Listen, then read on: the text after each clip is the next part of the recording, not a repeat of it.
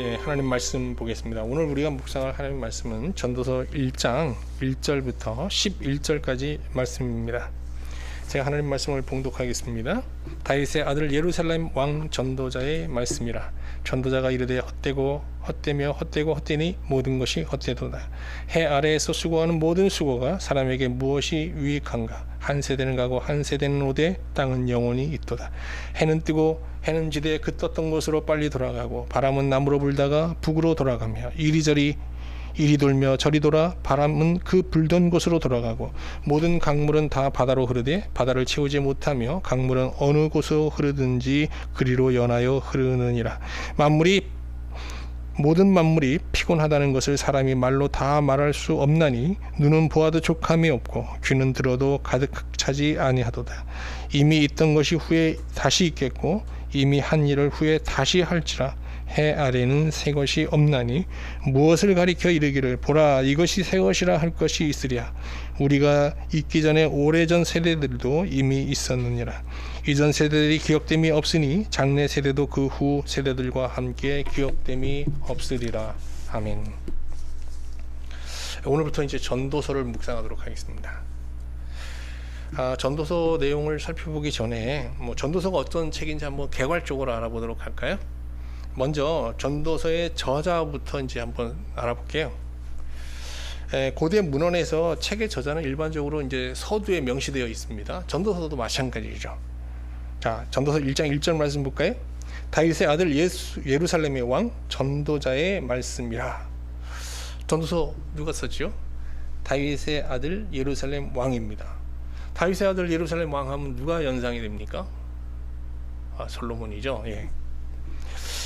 그런데 전도서 후반부에 보면 다시 한번 이 전도서의 저자가 언급되고 있어요. 한번 볼까요? 전도서 12장 9절 10절이에요.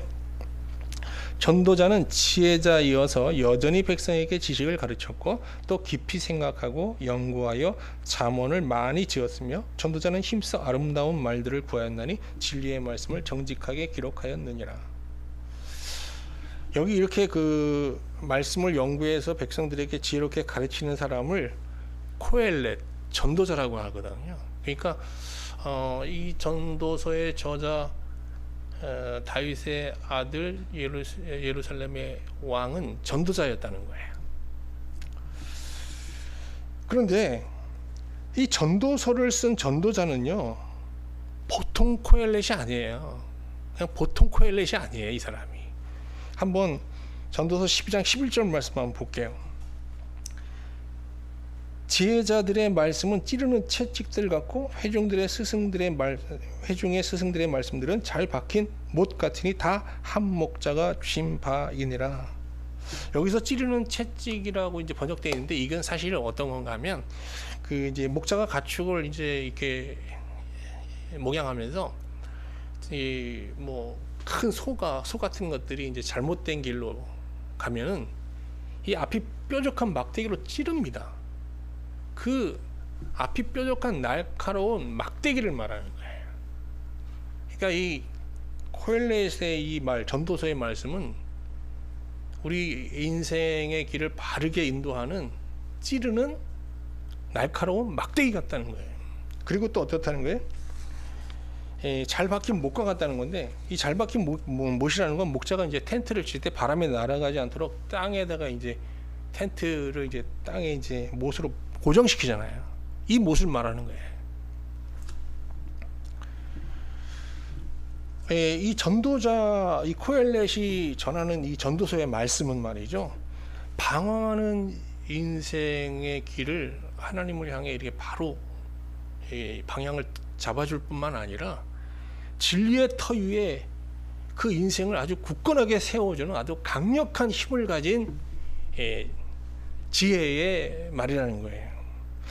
더 놀라운 것은 이 전도자의 말은 한 목자로부터 나왔다는 거예요. 한 목자는 누구예요? 여호와는 나의 목자시니 그러잖아요. 우리 성경을 보면 하나님을 목자라고 불러요. 하나님으로부터 받은 말씀이라는 거예요. 그러니까 이 전도자가 코엘렛은 그냥 인생의 문제를 깊이 고민하면서 뭐 책도 많이 보고 뭐 연구도 했겠지만 결국 하나님으로부터 영감을 받아 이 말을 전하고 있다는 거예요. 그러니까 하나님의 말씀의 권위를 갖고 있는 거예요.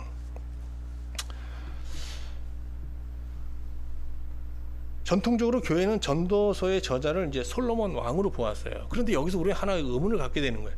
아니, 솔로몬이 누굽니까? 자기 뭐 성공에 도취되어 살다가 말년에 예루살렘의 우상까지 이제 끌어들여서 순전하게 하나님을 섬기는 이 언약 신앙을 세속화시킨, 정말 이게 좀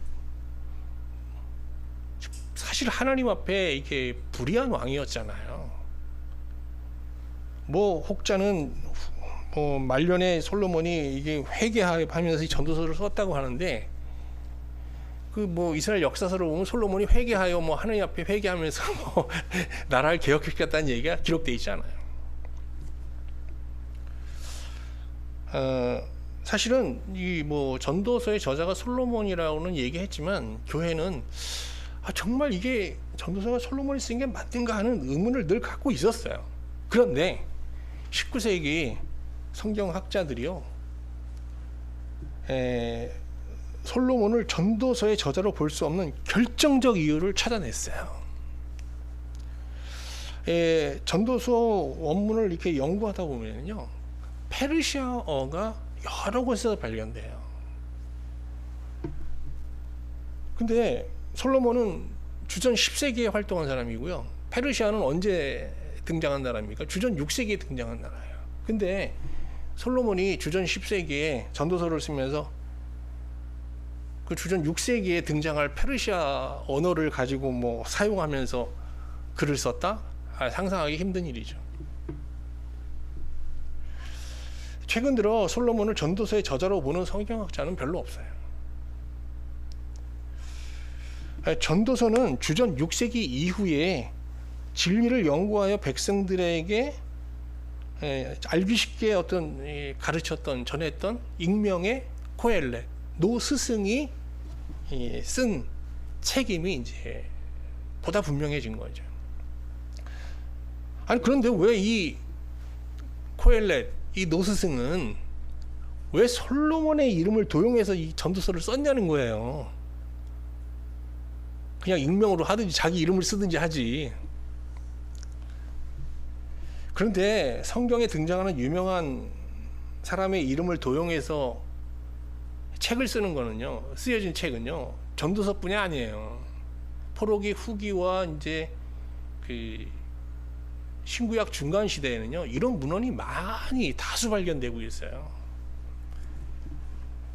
그러니까 뭐 유대인이 정경과 함께 이제 애독하는 아브라함 묵시란 책이 있고요. 또 뭐 에녹서, 또 뭐 에스라 1, 2서, 또 문하세의 기도, 뭐 이런 책들이 있는데 이게 다 성경에 등장하는 유명인의 이름을 도용해서 쓴 책들이에요. 이게 그 당시에는 그 어떤 지혜서를 쓸 때 유명인의 이름을 이렇게 성경에 있는 유명인의 이름을 도용해서 쓰는 게 하나의 이제 문학 기법이었던 거죠. 이제 전도서의 저자 문제를 한번 정리해 볼까요? 자, 전도서 누가 쓴 책이죠?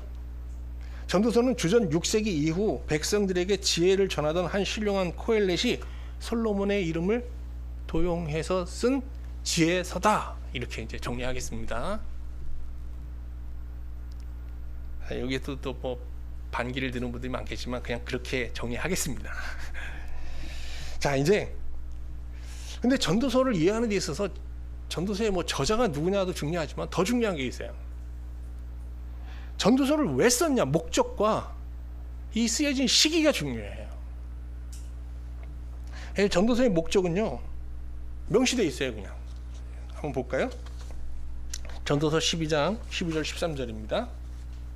내 아들아, 내 아들이라는 건 코엘렛이 내 아들아 그러면 누구겠어요? 다음 세대들을 말하는 거예요. 다음 세대, 젊은 청년들.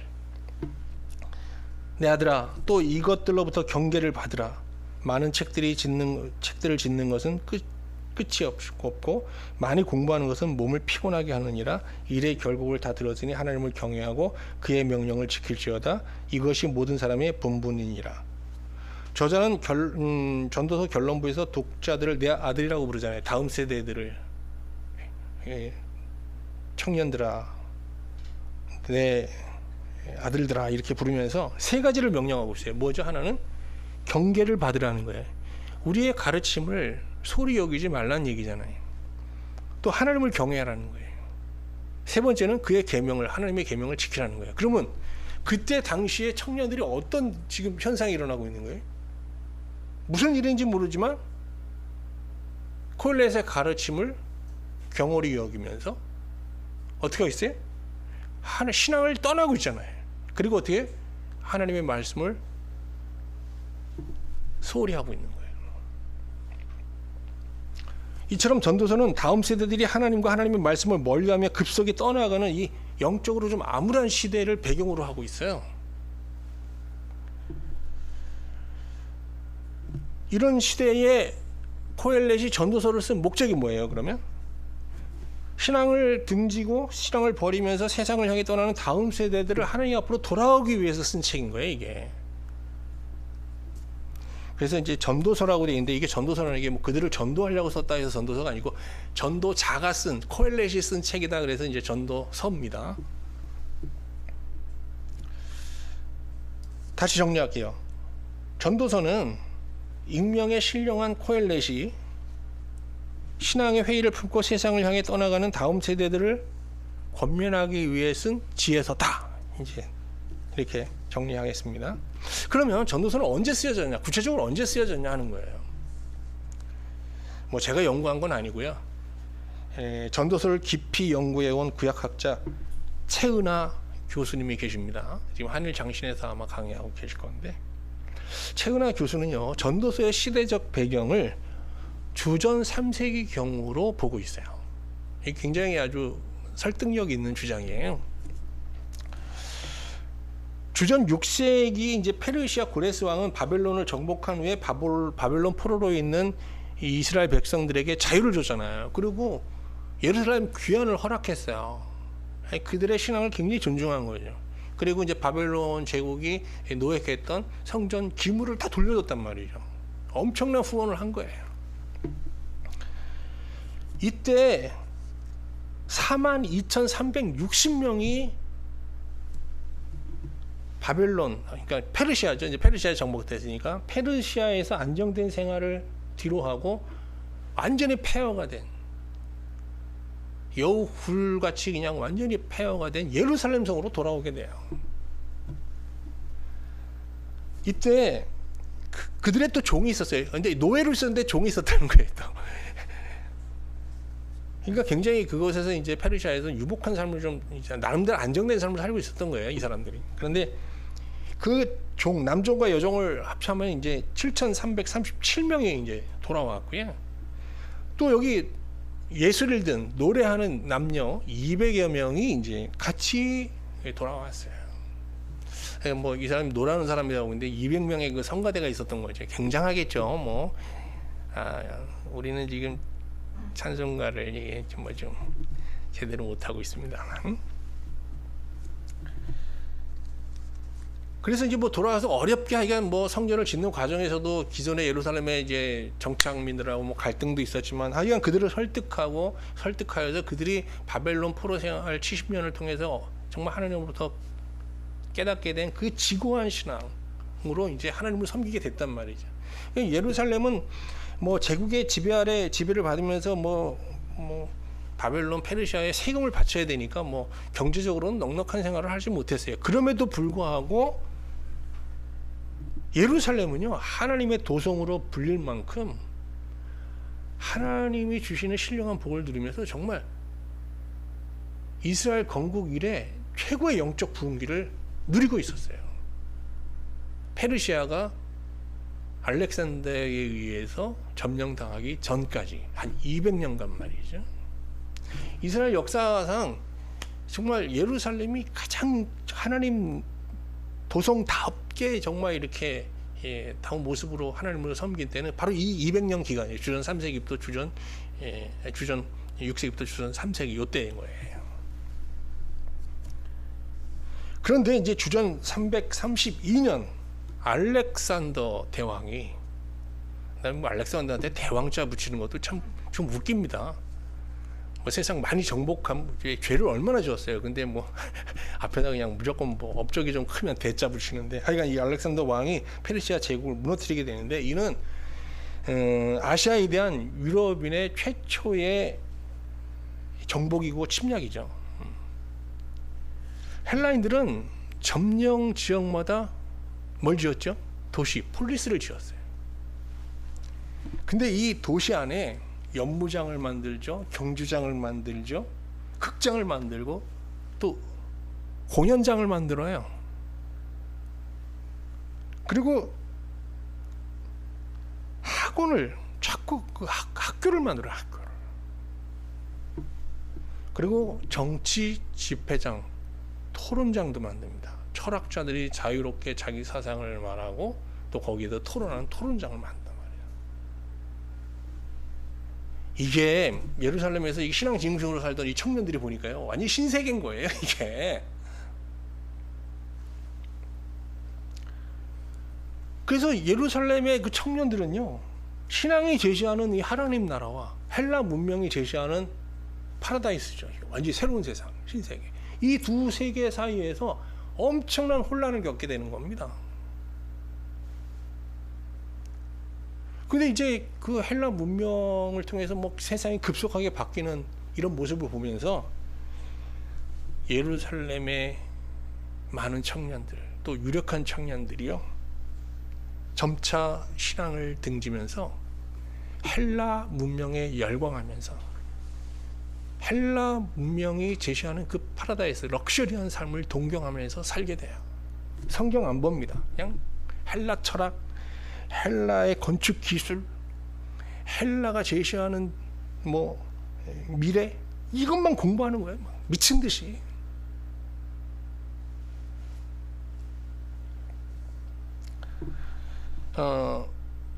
이에 한 전도자가 헬라 문명이 제시하는 파라다이스에 도취되어 신앙의 자리를 떠나 세상을 향해 가고 있는 이 청년들을 설득하기 위해서 붓을 들었어요. 그래서 그들을 설득하는 책을 쓰게 되는데, 그 책이 바로 우리가 앞으로 묵상하게 될 이 전도서라는 책인 것입니다.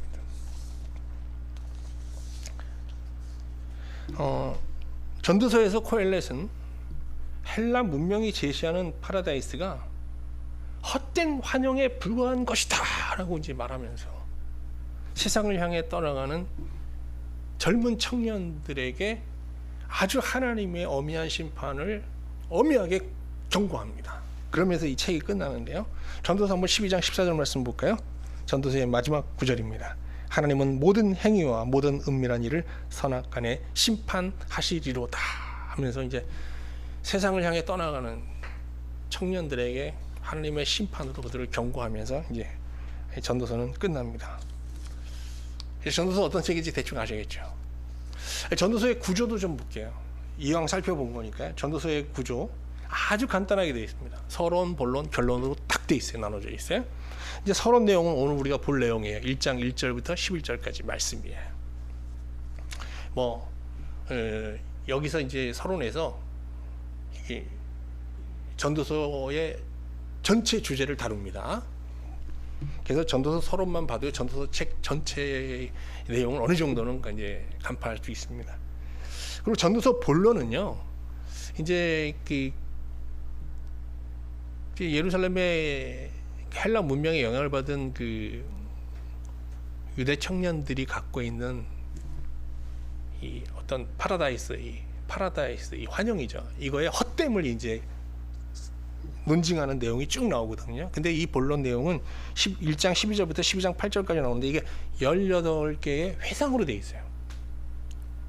이 지혜자가 뭘 돌아보면서, 자기의 인생을 돌아보면서 이제 권면하는 내용이거든요. 그래서 그 12개의 회상 내용은 이제 다음 주부터 계속 이어서 볼 건데, 그냥 좀 부분적으로 선택해서 보도록 하겠습니다. 그리고 이제 전도서의 결론 부분인데, 오늘 전도서의 결론 부분은 앞에 우리 전도서 개괄을 할 때 좀 제가 다 한번 같이 쭉 본 내용들이에요. 이렇게 전도서는 이제 구성되어 있어요. 자, 이제 전도서 서론 내용을 보도록 하겠습니다. 자, 코엘렛이 전도서를 시작하면서 외치는 일생은요, 모든 것이 헛되다입니다. 여러분 전도서 하면 딱 이거 생각나시죠? 예. 모든 것이 헛되다. 한번 1장 2절 볼까요? 헛되다는 말이 근데 여러 번 나옵니다. 몇 번 나오는지 한번 세면서 읽어볼게요. 전도자가 이르되 헛되고 헛되며 헛되고 헛되니 모든 것이 헛되도다. 몇 번 나옵니까? 예, 5번. 어휴, 우리 성도님들은 명석하십니다. 한 번에 다 5번 나옵니다. 여기서 근데 헛되다는 동사가 중요한 게 아니고요, 모든이 중요해요. 모든이. 근데 사람들이 덥석 이 모든에 대해서 고민하지 않고요, 이걸 인생으로 해석해요. 인생 전체, 인생 그거 헛된 거야 이렇게. 그러면 이 전도서는 어떻게 되냐? 이게 전도서의 총 주제인데요. 그럼 전도서는 어떤 책이에요? 아니, 인생을 비관적으로 보는 염세주의를 설파하는 책이 되는 거예요. 전도서는 그런 책이 아니에요. 인생을 잘 살게 하기 위해서 쓰는 지혜서인데, 아니 인생 다 헛된 거고 별거 아니야. 그럼 어떻게 살라는 거예요? 그런 책이 절대 아니라는 거예요. 그럼 여기서 모든의 의미는 뭐냐는 거예요. 모든. 앞에 우리 전도서가 어떤 책인지 제가 쭉 말씀드렸잖아요. 여기서 모든은 뭘 의미하는 걸까요? 여기서 모든이라는 것은 유대 청년들이 헬라 문명의 영향을 받아 신앙을 뒤로하며 지금 바라보고 있는 파라다이스, 럭셔리한 삶, 이런 거예요.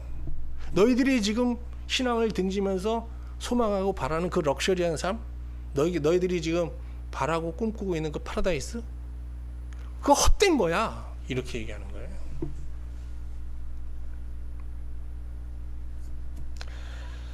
그러면서 이제 콜렛은 뭐 신앙을 뒤로하면서 이제 뭐 헬라 문명을 배우고자 막 밤새고 공부하면서 럭셔리한 삶을 향해서 막 전력 질주하고 있는 이 청년들에게 여러 가지 질문을 던지면서 이제 브레이크를 걸어요. 야, 한번 생각해 보자 하고 한번 이제 질문을 던지면서 이제 갑자기 그들의 질주를 이제 멈추게 하는 거거든요. 그러면 세상을 향해 질주하는 청년들에게 던지는 코엘렛의 첫 번째 질문은 뭘까요? 정말 멋진 질문을 합니다. 전도서 1장 3절입니다. 해 아래에서 수고하는 모든 수고가 사람에게 무엇이 유익한가? 자, 이 질문의 의미, 이 질문의 의미를 잘 알면요, 전도서 50%를 이해하는 거예요. 신앙은 해 아래의 세계와 해 위의 세계를 다 다뤄요. 그런데 헬라 문명은 해 위의 세계 인정하지 않아요. 그 신화적 세계를 얘기해버려요. 신화로 그냥 다 해버려요. 그러니까 현실 세계로 인정하지 않는 거예요. 뭐만 인정해요? 해 아래 세계만 인정하는 겁니다. 이에 콜렛은 청년들에게 헬라 문명의 가르침대로 해 아래에서 문명인으로서 정말 럭셔리한 삶을 사는 것이 신앙 안에서 해 위에 있는 영혼의 세계를 향유하면서 영생을 사는 삶보다 더 가치 있냐? 더 행복하냐? 정말 그게 너한테 더 유익해? 라고 묻는 거예요. 야, 너희들 우리와 같이 지금 여태까지 우리가 비록 해 아래 살지만 해 위의 세계를 바라보면서 정말 하나님과 교제하면서 그 세계를 영위하면서 살았잖아. 근데 그게 무가치하다고? 해 아래에서 잘 먹고 잘 사는 삶이 그것이 더 유익하다고? 정말 그렇게 생각하는 거야? 라고 묻는 거죠. 섬뜩했을 것 같아요, 청년들이. 근데 청년들이 이 헬라 문명이 제시하는 이 파라다이스의 세계에 열광하는 건요, 이게 여태까지 이 세상에 없었던 새로운 세상이라고 생각하기 때문이에요. 사람들은 이 새로운 것에 열광하게 돼 있는 거거든요.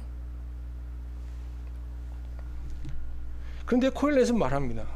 야, 지금 헬라 문명이 얘기하는 이 세계가 새로운 세상이라고? 천만에 이게 전에 있던 세상이 또 오는 거야. 유행이라는 게 뭐야? 한때 있다가 없어졌다가 또 오는 거야. 그러면 유행이 되고, 그죠? 여러분, 우리가 어렸을 때는요, 나팔 바지를 입었어요. 이렇게 넓은 거. 예? 예, 끌고 다니고. 예. 그래서 그 바지 좁은 거 입고 다니는 게, 그리고 이렇게 짧은 거 입고 다니는 게 되게 좀 창피했어요. 근데 요새는 또 어때요? 바지가 엄청 짧은 양말이 다 보여야 되고, 또 양말도 좀 짧게 신어서, 그거 우리 청년 때 그렇게 입고 다니면 정말 놀림감이었을 거예요. 이제 조금 있으면 제가 예언합니다. 통 큰 나팔 바지가 또 유행할 때가 올 수도 있어요. 이게 다 도는 거예요. 자, 이제 전도서 1장 4절 7절 말씀 볼게요. 한 세대는 가고 한 세대는 오되 땅은 영원히 있도다. 해는 뜨고 해는 지되 그 떴던 곳으로 빨리 돌아가고 바람은 남으로 불다가 북으로 돌아가며 이리 돌며 저리 돌아 바람은 그 불던 곳으로 돌아가고 모든 강물은 다 바다로 흐르되 바다를 다 채우지 못하며 강물은 어느 곳으로 흐르든지 그리로 연하여 흐르느니라. 전도자는 세상을 파라다이스로 바꾸려는 인간의 수고에도 불구하고요, 세상은 세대가 바뀔 뿐 사실은 그 세상이 그 세상 아니냐는 거예요. 야, 바다가 땅이 됐냐?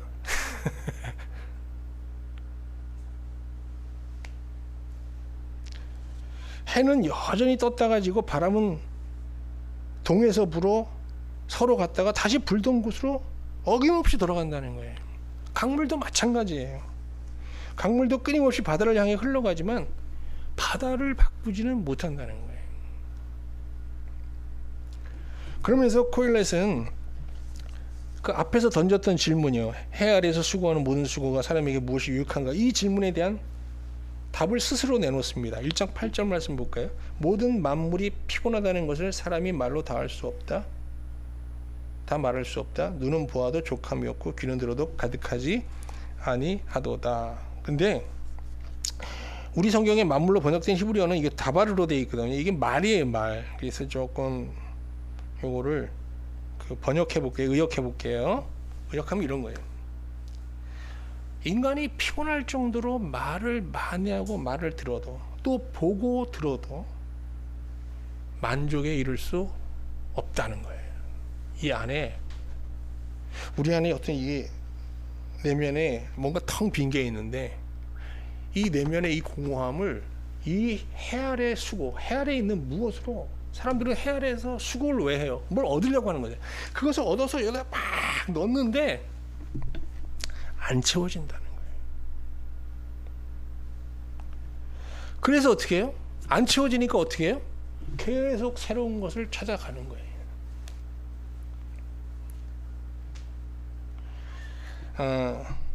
그러나 해 아래에는요, 인간의 이 빈 마음, 공허를 채울 수 있는 어떤 새 것도 존재하지 않아요. 과거에 있었던 것이 다시 있는 거고요, 과거에 행했던 일이 다시 반복되는 거지, 이 세상에 결코 새로운 것도 새로운 일도 없는 거죠. 근데 지금 유대 청년들은 어떻게 헬라 문명을 접하면서 이 헬라 문명이 새로운 세계, 정말 우리의 마음을 흡족하게 하고 만족시킬 그런 세상을, 파라다이스를 가져다 줄 거라고 지금 믿고 막 그 세계를 향해 지금 질주하고 있는 것이죠. 자, 전도서 1장 9절 10절에서 이런 청년들을 향해 콜렛은 이렇게 말합니다. 이미 있던 것이 후에 다시 있겠고 이미 한 일을 후에 다시 할지라 해 아래에는 새 것이 없다. 엄청난 선언이. 무엇을 가리켜 이르기를 보라 이것이 새 것이라 할 것이 있으랴 우리가 있기 오래전 세대들에도 이미 있었느니라. 잊지 말아야 됩니다. 여기서 아주 오늘 이 전도서 서론에서 가장 중요한 명제 뭐죠? 해 아래는 새 것이 없다.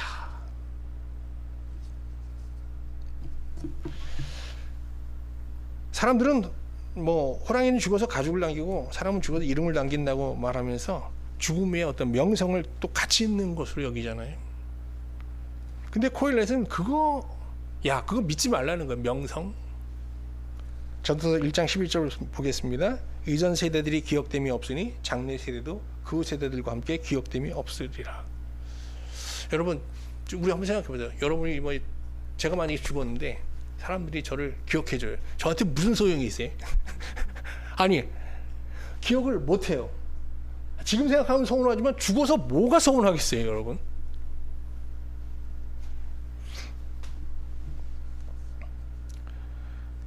자, 이제 다시 한번 3절을 볼까요? 해 아래에서 수고하는 모든 수고가 사람에게 무엇이 유익한가? 자, 청년들은 지금 이 해 아래에서 수고를 아끼지 않습니다.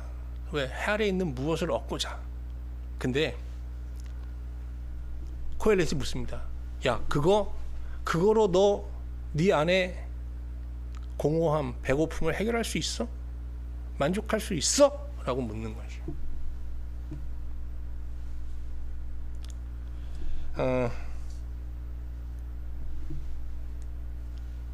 정말 해 아래에는 인간의 공허를 채워줄 어떠한 새 것도 없습니다. 새 것이 없으니까 사람들은 죽을 때까지 어떻게 해요? 새 것을 찾고 있는 거예요.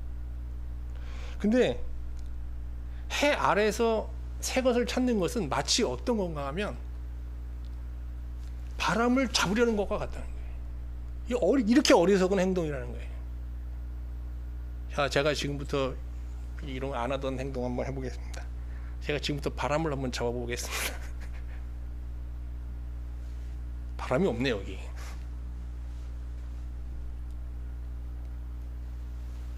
아무것도 없는 것에서 뭐를 계속 찾는 거. 지금 코엘렛이 막 청년들이 밤새고 공부하고 막 신앙을 뒤로하면서 미친 듯이 이 땅에 뭐 어떤 꿈을 이루기 위해서 막 살아가는 그런 열정적인 모습들을 지극히 어리석은 삶으로 바라보고 있는 거예요. 뭐 다 여러분 다 동의가 될지 안 될지 모르지만 하여간 코엘렛은 그렇게 보고 있는 겁니다. 이 시간 전도서 서론 말씀을 묵상하면서 해 아래 세계를 바라보고 있는 우리의 눈을 들어서 해 위의 세계를 좀 이렇게 같이 바라보는 시간이 됐으면 좋겠어요. 해 아래에 있는 게 뭐가 있고 해 위에는 뭐가 있는지,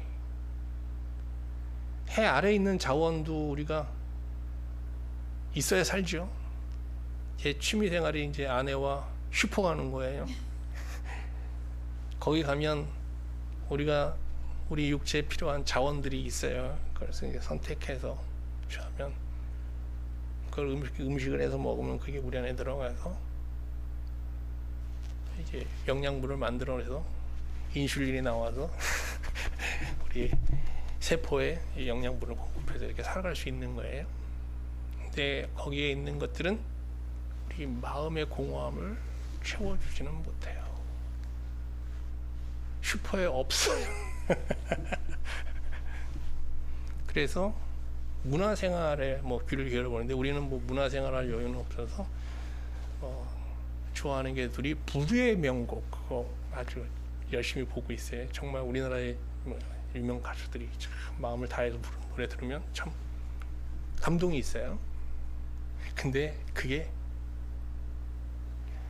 여기 깊은 심연에는 오지를 않아요. 이게 마음을 건드려는 주는데 여기에 없어요.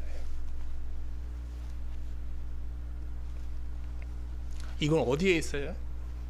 여기에 필요한 자원은 해 위의 세계, 하나님과의 교제를 통해서만 오는 거예요.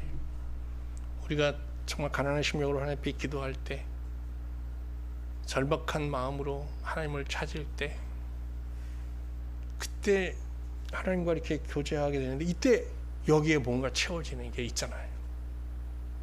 하나님의 사랑, 하나님 주신 평안들, 뭔가 모르는 기쁨들, 그리고 이 땅의 헛된 소망이 아니라 완전한 소망, 확실한 소망, 이런 것들이 막 채워지는 거죠. 자, 이제 해 위에 우리가 세계에서 해 위의 시간으로 사느냐, 해 아래 시간, 아래 이제 해 위에 속한 삶을 사느냐, 해 아래 속한 삶을 사느냐에서 가장 중요한 건요, 해 위에 사는 삶의 인생은요, 시간에 굴복당하지 않아요. 시간에. 자, 우리가 갖고 있는 이 육체는요, 이 땅에 속한 나잖아요. 근데 내 영혼이라는 거는 이제 해 위의 세계, 영혼에 속한 존재잖아요. 근데 이 땅에 속한, 해 아래 속한 이 몸이라는 건요, 시간에, 철저한 시간의 지배를 받는 거예요. 제가 갖고 있는 옷도 막 시간의 지배를 받는 거예요. 어떻게 시간이 지나면 어떻게 해요? 낡아요.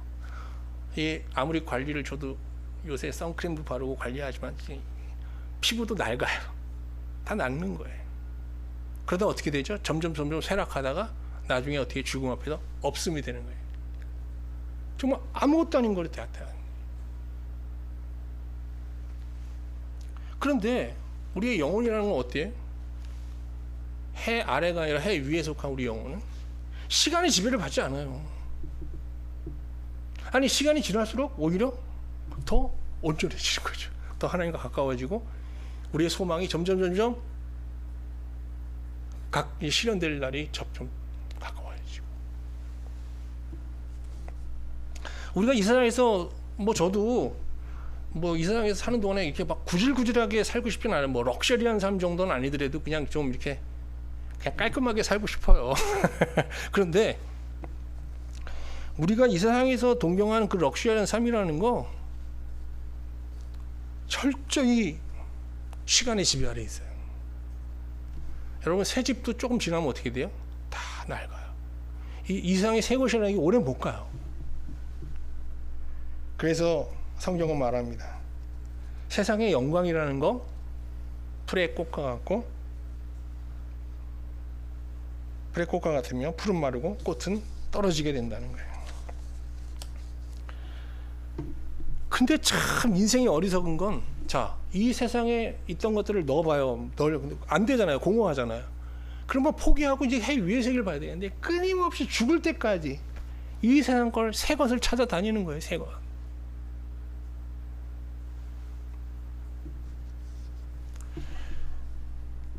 극소수의 사람들은 이 땅에 새 것이 없음을 깨닫고 정말 자기의 공허를 채워줄 수 있는 새 것이 저 위에 있지 않냐 해서 이제 신앙의 문을 두드리게 되는 거예요.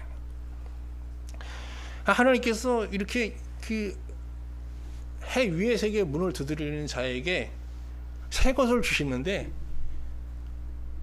그 새 것은 다름 아닌 예수 그리스도 자체예요. 예수님은 모든 인생이 찾는 새 것으로 이 세상에 오셔서 자기를 기꺼이 내주셨거든요. 그래서 고린도후서 5장 17절에서 바울이 이런 말을 해요. 그런즉 누구든지 그리스도 안에 있으면 새로운 피조물이라. 이전 것은 지나갔으니 보라 새 것이 되었다. 무슨 얘기인가 하면 이제 이 내면의 공허함이 완전히 채워진 거예요. 그들이 찾던 새 것을 찾았다는 거예요. 그래서 존재 자체가 어떻게 새 존재가 되는 거예요. 우리가 예수 그리스도를 믿고 그를 우리 안에 가득 채울 때 우리가 이 해 아래에서 살던 우리의 인생은 사실 죽는 거예요. 그리고 우리는 이제 하늘, 해 위에 속한 자로 살게 되는 거예요. 이게 거듭나는 거예요. 여러분, 어떻게 해 위에 속한 자로서 살고 있어요? 해 아래 속한 자로서 살고 있어요? 해 위에 속한 자로서 살고 있으면 거듭난 거예요. 그런데 해 위에 속한 신자로 산다는 거 잘 들어보세요. 그거는 무슨 말인가 하면 이 세상이, 이 해 아래 세상이 전부라고 생각하면서 살던 인생과 함께 이 세상에서 잘 먹고 잘 사는 것을 목적으로 했던 신앙까지도 다 버려야 되는 거예요. 그렇죠? 그 버림에서부터 이제 새 생명의 삶이 시작되는 거예요. 그래서 우리가 끊임없이 새 생명의 삶을 살려면요, 정말 새 존재의 삶을 살려면 끊임없이 이 세상 만물 안, 그러니까 해 아래에서 새 아래에 속한 인생, 또 해 아래에 속한 인생을 정말 럭셔리하게 살기 위해서 섬겼던 신앙까지도 다 우리 안에서 몰아내야 되는 거거든요. 이걸 몰아내고 이제 하늘에 속한 신자로서 이제 살아가려는 이런 분명한 방향성을 갖고 살아야 되는데, 이걸 뭐라 그러냐면 믿음이라고 하는 거예요. 믿음. 근데 우리 힘으로 이 믿음이라는 게 우리 힘으로 되는 게 아니에요. 이게 엄청난 힘이, 에너지가 있어야 되는데 이것은 기도의 응답을 통해서 성령을 통해서 주시는 거예요. 그래서 믿음도 하나님의 은혜인 거예요. 네? 이걸 밀어내게 하시는 거거든요. 그래서 예수 그리스도 안에 있는 자는 영혼을 현재로 영위하며 살게 되는 거예요.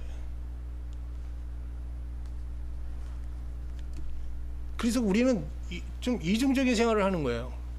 우리 몸은 어떻게 살아요? 이 땅의 자원을 취하면서 살아야 돼요. 여러분 슈퍼 가야 돼요. 여러분 문화생활도 도움이 되고 다 그 정죄하는 게 아니에요. 오직 하나님만 믿고 살자는 얘기가 아니에요. 근데 더불어 어떻게 해야 돼요? 해 아래에서의 육체라는 건 해 아래에서 잘 살아야 돼요. 그러면서 어떻게 우리 영혼은 어떻게 해요? 해 위의 세계에 속한 자로서 살아야 돼요. 하늘의 자원을 계속 우리 안에 채우면서 살아야 되는 거예요. 이게 새 것인데 우리가 찾는 새 것. 그러면 하늘의 자원, 이 해 위에 있는 이 자원이 뭐예요? 하나님의 변함없는 사랑. 주 안에서 누리는 하나님과 교제하면서 누리는 기쁨들. 세상에 줄 수 없는 평화. 세상의 헛된 소망이 아니라 분명코 실현될 확고한 소망. 이런 것들로 우리 안에 막 채워야 되는 거죠.